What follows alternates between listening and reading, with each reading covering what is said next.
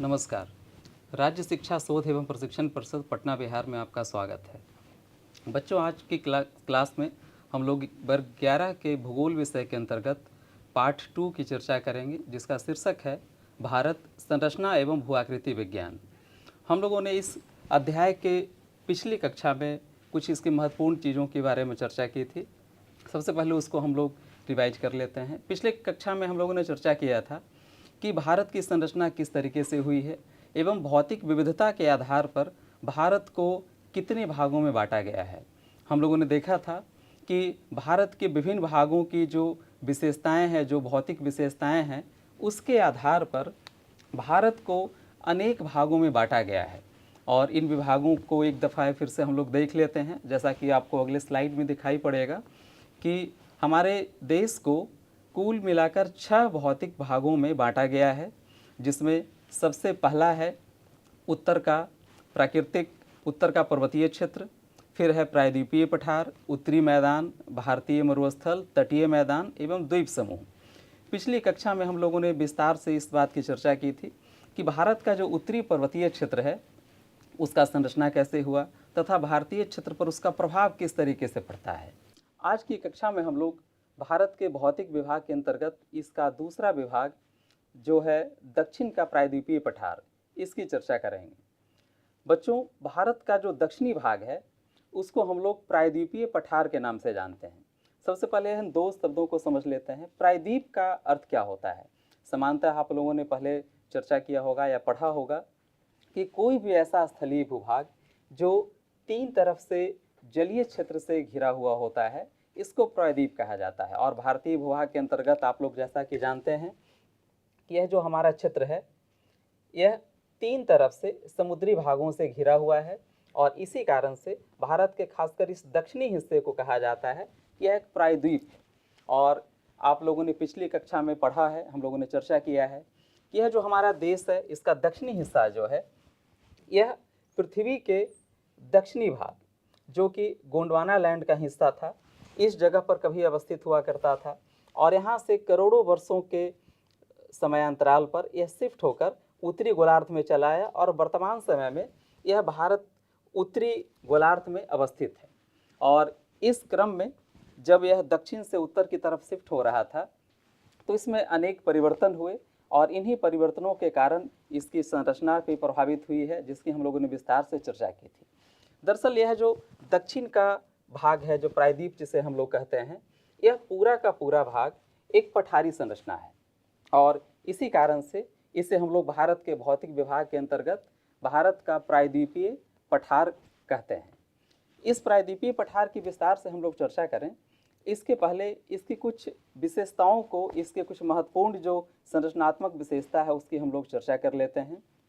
सबसे पहले यह ध्यान में आप लोग रखेंगे कि यह जो पूरा का पूरा प्रायद्वीपीय पठार है, इसका बीच का हिस्सा, इसके चारों तरफ जो इसकी सीमा है वह विभिन्न अवशिष्ट पर्वतों से घिरा हुआ है। अर्थात यह जो पूरा का पूरा हमारा पठारी भाग है, इस पठारी भाग का जो किनारा है, इसकी जो सीमाएं हैं वह विभिन्न पर्वतों से घिरी हुई है। विभिन्न पर्वतों के द्वारा इसकी सीमाएं बनाई जाती हैं।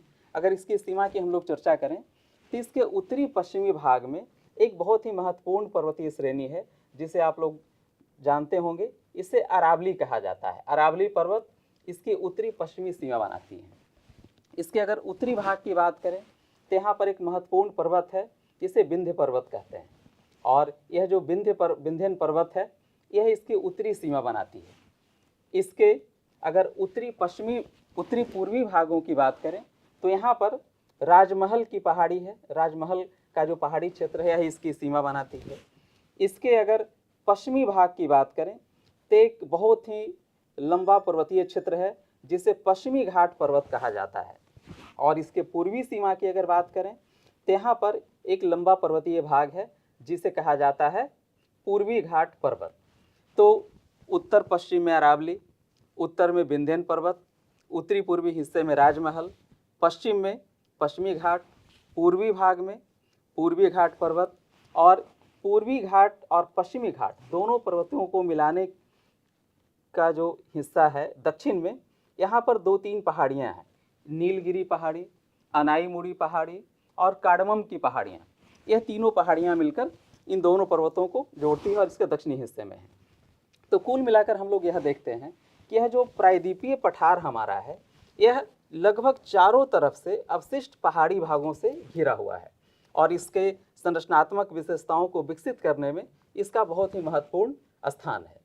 अब यह तो सारी की सारी जो अवशिष्ट पर्वतें हैं, इनका जो स्थान है यह इसके सीमा पर है, लेकिन बहुत सारी ऐसी भी पहाड़ियाँ हैं या अवशिष्ट पर्वतीय भाग हैं जो इस पठारी भाग के आंतरिक हिस्सों में भी अवस्थित हैं। जैसे अगर इस विंध्यन पर्वत के बिल्कुल दक्षिणी हिस्से की बात करें तो यहाँ पर सतपुड़ा, महादेव और मैकाल 3 पर्वतीय क्षेत्र ऐसे हैं जो इस प्रायद्वीपीय पठारी भाग के आंतरिक भागों में अवस्थित हैं। उसी प्रकार इसके कुछ अन्य महत्वपूर्ण पर्वतीय भाग हैं, जैसे दक्षिणी हिस्से में पालनी की पहाड़ियाँ हैं। इसके पश्चिमी हिस्से की अगर बात करें, खासकर महाराष्ट्र के क्षेत्र में, तो वहाँ पर अजंता की पहाड़ियाँ हैं। तो इस प्रकार हम लोग देखते हैं कि यह जो हमारा दक्षिण का प्रायद्वीपीय पठारी भाग है, यह विभिन्न प्रकार के अवशिष्ट पर्वतों से घिरा हुआ है। इसमें से अधिकांश महत्वपूर्ण पर्वत इसके सीमा को निर्धारित करते हैं और कुछ महत्वपूर्ण पर्वत इसके आंतरिक भागों में भी अवस्थित हैं। अब हम लोग चर्चा करते हैं इस प्रायद्वीपीय पठार की। दरअसल इन किनारे पर और कुछ आंतरिक भागों में अवस्थित जो अवशिष्ट पर्वतों को छोड़ दिया जाए तो इसके अलावा यह पूरा का पूरा जो दक्षिणी हिस्सा है, यह विश्व के सबसे प्राचीन भूखंडों में से एक है। जैसा कि हम लोगों ने भी चर्चा किया कि यह जो दक्षिण का प्रायद्वीपीय पठार है, यह गोंडवाना लैंड का हिस्सा है जो करोड़ों वर्ष पहले दक्षिण में अवस्थित था और धीरे धीरे शिफ्ट होते हुए यह उत्तरी भाग में इस जगह हम लोग देख रहे हैं आ गया है। और इस क्रम में यह जो सबसे प्राचीन हिस्सा है, इसमें कई परिवर्तन हुए हैं। जब यह खासकर यह दक्षिण से उत्तर की तरफ जब शिफ्ट हो रहा था तो शिफ्टिंग के दौरान बहुत सारे महत्वपूर्ण इसमें परिवर्तन हुए, जिसके कारण इसकी वर्तमान विशेषताएं हमारे सामने दिखाई पड़ती हैं। यह जो पूरा का पूरा दक्षिण का प्रायद्वीपीय भाग है, इसकी एक दूसरी महत्वपूर्ण विशेषता यह है कि इस पूरे प्रायद्वीपीय भाग के अंदर अनेक छोटे छोटे क्षेत्र ऐसे हैं जो एक दूसरे से प्राकृतिक विशेषताओं की दृष्टि से भिन्नता रखते हैं और इसी कारण वह अलग अलग क्षेत्रों में अलग अलग नामों से जाने जाते हैं।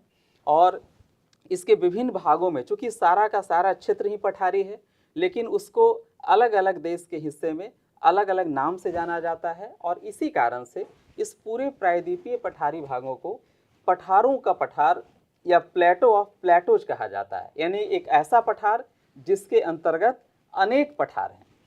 और इन सारी चीज़ों की हम लोग चर्चा करेंगे एक एक करके। जो इसके किनारे में महत्वपूर्ण पर्वत जो अवस्थित हैं, उसमें खासकर जो पश्चिमी घाट पर्वत है, यह तुलनात्मक दृष्टि से बाकी सभी पर्वतीय क्षेत्रों की तुलना में सबसे ज़्यादा लंबा है। यह अगर पश्चिमी घाट पर्वत की हम लोग चर्चा करते हैं तो उत्तर से दक्षिण यह लगातार करीब 1600 किलोमीटर की लंबाई में अवस्थित है, जो दक्षिण भारत या पूरे भारतीय क्षेत्र की दृष्टि से अगर देखा जाए तो सबसे लंबा पर्वतीय भाग है। और इस पर्वतीय भाग में उत्तर से दक्षिण यह जो विशाल श्रृंखला है, इसके बीच बीच में बहुत सारे स्थान ऐसे हैं जिसको हम लोग दर्रा या गैप के नाम से जानते हैं। खासकर उत्तर से दक्षिण अगर देखा जाए तो 4 महत्वपूर्ण इसमें दर्रे हैं, जिसका नाम उत्तर से दक्षिण क्रमशः थाल घाट, भोर घाट, पाल घाट और सिनकोटा है।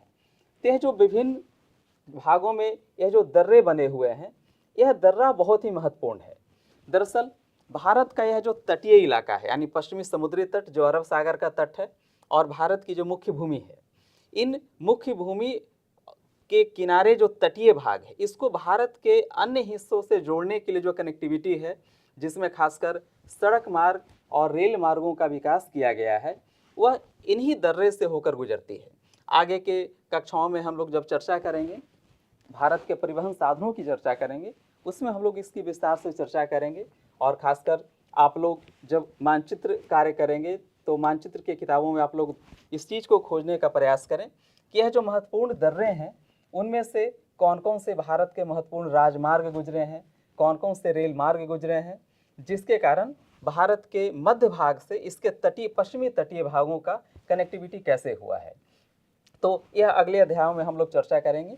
तो इन दर्रों को खासकर ध्यान रखना है, इसके लोकेशन को मानचित्र कार्य करते समय आप लोग निश्चित रूप से ध्यान रखेंगे। हाँ, तो बच्चों, जैसा हम लोगों ने क्लास की शुरुआत में चर्चा किया था कि यह जो हमारा दक्षिण का प्रायद्वीपीय पठार है, इसको पठारों का पठार कहा जाता है। दरअसल भौतिक विविधता की दृष्टि से देखा जाए तो इस पूरे प्रायद्वीपीय भाग को 4 महत्वपूर्ण पठारी भागों में बांटा गया है। जैसा कि आप अपने अगले स्लाइड में आप देखेंगे कि यह जो पूरा का पूरा हमारा दक्षिणी भाग है, यह 4 महत्वपूर्ण विभागों में बटा हुआ है, अर्थात 4 पठारी क्षेत्र जो हैं, जो इसको एक दूसरे से बिल्कुल अलग करते हैं। दक्कन का पठार, काठियावाड़ का पठार, पूर्वी पठार और मध्यवर्ती पठार। दरअसल यह जो 4 पठारी भाग हैं, इन चारों पठारी भागों के अंतर्गत भी यह क्षेत्र कई छोटे छोटे भूभागों में बटा हुआ है, जिसको अलग अलग नामों से जानते हैं। हम लोग सबसे पहले चर्चा करते हैं पहला दक्कन का पठार। तो बच्चों, आप लोग जानते होंगे कि भारत का जो दक्षिणी भाग है, दक्षिणी पठारी क्षेत्र है, सामान्य रूप में आप लोगों ने कई जगह पे पढ़ा होगा या सुना होगा कि दक्षिण का पठार लावा पठार है। दरअसल यह जो लावा पठार एक विस्तृत रूप में जो हम लोग जानते हैं, इसका निर्माण इसी दक्कन क्षेत्र से जुड़ा हुआ है। हम लोगों ने पहले चर्चा किया है कि जब भारत का यह जो भूखंड है, भारत का यह जो भूभाग है, दक्षिणी भाग में था, खासकर अंगारा लैंड से टूटकर जब यह उत्तर की तरफ शिफ्ट होने लगा, तो उत्तर की तरफ शिफ्टिंग के क्रम में इसके बीच में कई दरार उत्पन्न हो गए और इन्हीं दरारों के माध्यम से लावा का धरती के आंतरिक भागों से निष्कासन शुरू हो गया और यह जो लावा है वह धरती के विशाल क्षेत्र में चारों तरफ फैलने लगा और परत दर परत इन्हीं लावा के जमाव के कारण यह एक ऊंचा भूभाग बन गया, जिसे वर्तमान समय में हम लोग लावा पठार के नाम से जानते हैं। वस्तुतः यह जो दक्कन का क्षेत्र है, यह भारत के 3 राज्यों में फैला हुआ है इसका भूभाग, और खासकर यह महाराष्ट्र, कर्नाटक और आंध्र प्रदेश, इन 3 राज्यों में इस दक्कन लावा पठार का विस्तार है। वस्तुतः यह पूरे विश्व में सबसे बड़ा लावा पठार है। इतने बड़े क्षेत्र में किसी जगह दुनिया में लावा पठार का विकास नहीं हुआ है। यह जो दक्कन का क्षेत्र है, दक्कन लावा पठार, यह 3 भागों में बटा हुआ है। महाराष्ट्र में इसे महाराष्ट्र पठार के नाम से जाना जाता है, आंध्र प्रदेश में आंध्र पठार के नाम से, और कर्नाटक में कर्नाटक पठार के नाम से जाना जाता है। अर्थात यह दक्कन पठार 3 भागों में बटा हुआ है, महाराष्ट्र, आंध्र प्रदेश और कर्नाटक, और तीनों क्षेत्रों में क्रमशः उसके राज्यों के नाम से कर्नाटक पठार, आंध्र पठार और महाराष्ट्र पठार के रूप में इसे हम लोग जानते हैं। इसके दूसरे पठारी भाग की चर्चा अगर करते हैं, उसे कहा जाता है पूर्वी पठार। जब पूर्वी पठार की हम लोग चर्चा करें तो यह पूरा का पूरा भूभाग यह क्षेत्र आता है। इस पूर्वी पठारी क्षेत्र के अंतर्गत भी अनेक छोटे छोटे भूभाग हैं, जिसको अलग अलग पठारी क्षेत्र के नाम से जाना जाता है। आप लोगों ने पहले चर्चा सुना होगा, यहाँ पे दंडकारण्य पठार है, छत्तीसगढ़ बेसिन है, छोटा नागपुर पठार है, राजमहल के कुछ पठारी हिस्से हैं। यह सारे के सारे जो क्षेत्र हैं वह इस पूर्वी पठार के अंतर्गत आते हैं, और जिस राज्य में या जिस भौतिक क्षेत्र में इसका खासकर विस्तार मिलता है, उसके स्थानीय नाम के आधार पर उस पठार का नाम भी रखा गया है। इसमें एक खासकर जो छत्तीसगढ़ बेसिन है, जैसा नाम से आप लोगों को लग रहा होगा कि आखिर इसको बेसिन क्यों कहा जाता है, क्योंकि बेसिन तो वह गहरा भूभाग होता है। वस्तुतः यह है पठारी क्षेत्र, लेकिन यह अपने आसपास के क्षेत्रों की तुलना में तुलनात्मक दृष्टि से नीचा है यह पठार, और इसी कारण से इसे छत्तीसगढ़ बेसिन कहा जाता है। और यह जो छत्तीसगढ़ बेसिन है पूरे भारत में खासकर चावल उत्पादन के लिए बहुत ही प्रसिद्ध है, और इसी कारण इसे चावल का कटोरा या राइस बाउल के नाम से भी जाना जाता है। और इसके अलावा इसके पूर्वी हिस्से में यह छोटा नागपुर का पठार है, और आप लोग जानते होंगे कि यह जो पठारी क्षेत्र है वह विभिन्न प्रकार के खनिज संपदाओं के लिए काफ़ी प्रसिद्ध है। उसमें काफ़ी बड़ी मात्रा में यहाँ पे विभिन्न प्रकार के खनिज मिलते हैं, और इसी के आधार पर यहाँ अनेक उद्योग धंधों का भी विकास हुआ है। अब इसके पूर्वी क्षेत्र के पठार की अगर बात करते हैं तो इसकी एक महत्वपूर्ण संरचनात्मक विशेषता है। उसकी संरचनात्मक विशेषता यह है कि जब भारत दक्षिण से उत्तर की तरफ शिफ्ट हो रहा था और खासकर जब हिमालय पर्वतीय क्षेत्र का निर्माण हो रहा था, उसी समय इस छोटा नागपुर पठार से कुछ हिस्से इसके टूटकर और उत्तर पूर्व की तरफ शिफ्ट हो गए। और इसी क्रम में यहाँ पर जो उत्तरी पूर्वी वर्तमान राज्य है मेघालय, उस क्षेत्र में यह क्षेत्र टूटकर चला गया और इसके उत्तर में असम के भाग में कर्बी एंगलोंग क्षेत्र जो है, यहाँ पर दो पठारी भाग शिफ्ट होकर चले गए और बीच का यह जो हिस्सा है यह गैप बन गया, जिसे मालदा गैप कहा जाता है। मालदा गैप, और कालांतर में हजारों वर्षों में विभिन्न नदियों द्वारा दलाए गए जो निक्षेप हैं, उस निक्षेप के माध्यम से यह छोटा नागपुर पठार और मेघालय पठार, इन दोनों के बीच का जो हिस्सा है मालदा गैप, यह भर गया है और समतल मैदान के रूप में वर्तमान समय में अवस्थित है। तो कुल मिलाकर ध्यान में यह रखना है कि यह जो मेघालय पठार है,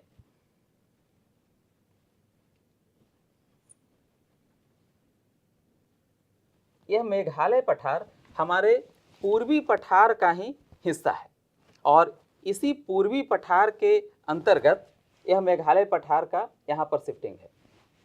हाँ, तो बच्चों हम लोग चर्चा कर रहे हैं कि यह जो भारत का पूर्वी पठार है, प्रायद्वीपीय भाग का जो पूर्वी पठार है, इसके अंतर्गत बहुत सारे पठारी भाग हैं और इसी का एक हिस्सा हिमालय निर्माण के क्रम में टूटकर इसके उत्तरी पश्चिमी भाग में चला गया है, जिसको हम लोग मेघालय पठार के नाम से जानते हैं।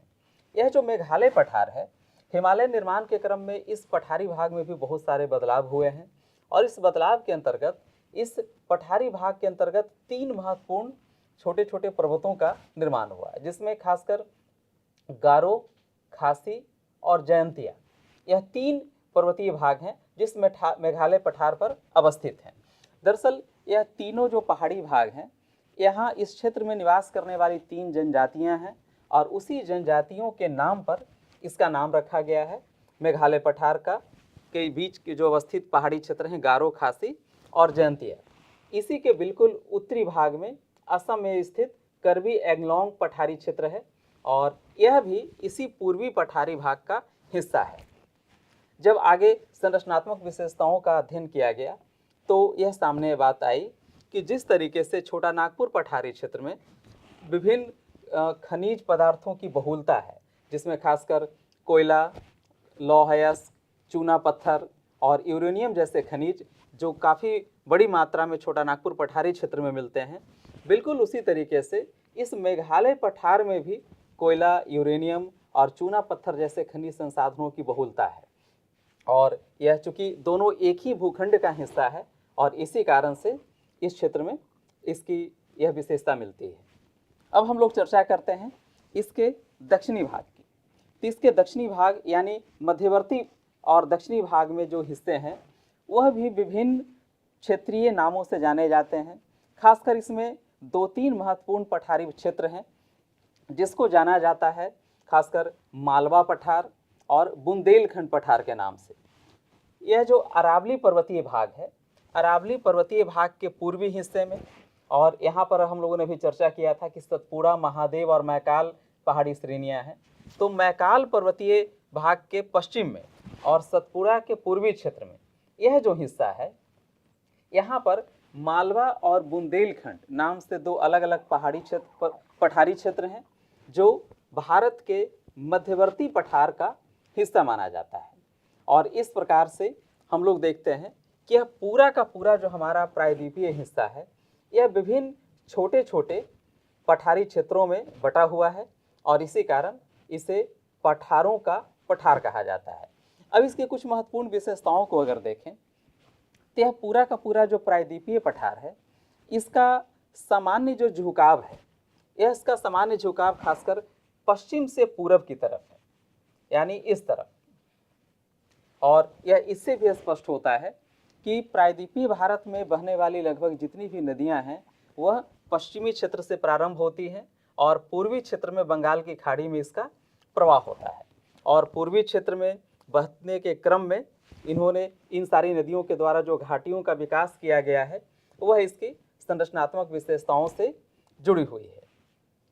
हाँ, तो बच्चों हम लोग चर्चा कर रहे हैं भारत के विभिन्न दक्षिणी हिस्से में स्थित विभिन्न प्रकार के पठारों का। एक बहुत ही महत्वपूर्ण पठारी भूभाग जो है यह भारत के गुजरात राज्य में अवस्थित है, जिसे कहा जाता है काठियावाड़ पठार।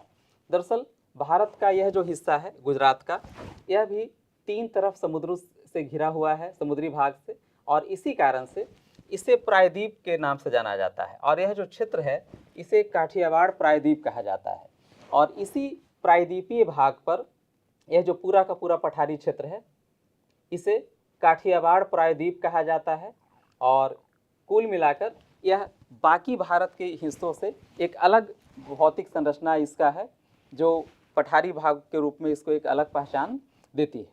इन सारे पठारी क्षेत्रों में जो अलग अलग विशेषताएं पाई जाती हैं, इसके अलावा यह जो मध्यवर्ती भाग है जिसके अंतर्गत हम लोगों ने भी देखा कि वहाँ पे मालवा पठार और खासकर बुंदेलखंड पठार की चर्चा की जाती है। इस क्षेत्र के मध्य भाग में कुछ वैसे भूमि हैं जो काफ़ी उबड़ खाबड़ है। दरअसल वह है पठारी भाग, लेकिन सामान्य रूप में हम लोग जानते हैं कि पठारी संरचना का जो ऊपरी सतह है वह लगभग समतल होता है, लेकिन यह जो मध्यवर्ती पठारी हिस्सा है इसका एक विशाल भूभाग ऐसा है जो काफ़ी उबड़ खाबड़ है। और इसी कारण इस क्षेत्र को मध्यवर्ती पठार का उबड़ खाबड़ भूमि या मध्यवर्ती पठार का उत्खात भूमि के नाम से जाना जाता है। तो बच्चों, हम लोगों ने देखा कि पूरा का पूरा जो दक्षिणी भारतीय क्षेत्र है जिसे प्रायद्वीपीय पठार कहा जाता है, यह दुनिया के सबसे प्राचीन भूखंडों में से एक है। और करोड़ों वर्षों के अंतर्गत इसमें जो संरचनात्मक बदलाव हुए हैं, उस बदलाव की वजह से यह विभिन्न प्रकार की भौतिक इकाइयों में विभाजित है। और पूरा का पूरा जो पठारी संरचना है जो दक्षिण भारत को संरचनात्मक रूप से काफ़ी अलग एक दूसरे से बनाता है। और यह पूरा का पूरा जो प्रायद्वीपीय भाग है यह विभिन्न प्रकार के खनिज संपदा के लिए काफ़ी ही महत्वपूर्ण है, जिसकी चर्चा हम लोग इस विषय अगले अध्याय में या दूसरे अध्यायों में करेंगे। खासकर भारत की संरचना से संबंधित जितने भी खनिज पदार्थ हैं जो इसकी संरचनात्मक विशेषताओं से जुड़ी हुई हैं, वह कहीं ना कहीं इस पूरे भूभाग को काफ़ी महत्वपूर्ण बनाता है। तो आज की कक्षा में बच्चों हम लोग इसको ख़त्म करते हैं और अगली कक्षा में हम लोग इससे संबंधित अन्य मुख्य बिंदुओं की चर्चा करेंगे। तब तक के लिए धन्यवाद।